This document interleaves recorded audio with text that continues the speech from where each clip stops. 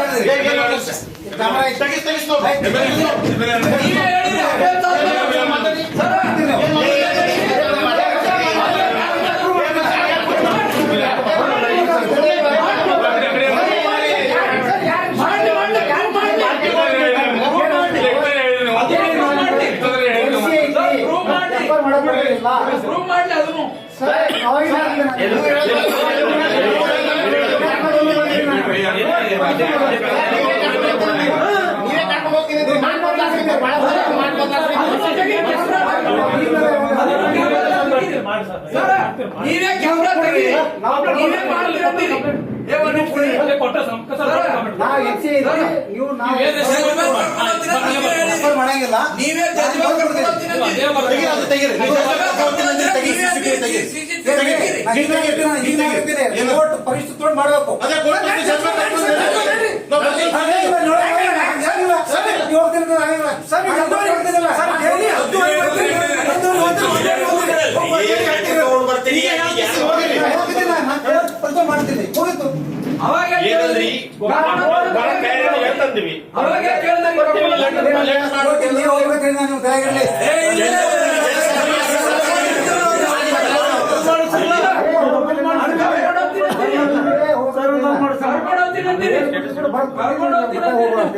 ನಿರಂತರ ಸುದ್ದಿಗಾಗಿ ನೋಡ್ತಾ ಇರಿ ಉತ್ತರ ಕರ್ನಾಟಕ ಸುದ್ದಿವಾಹಿನಿ.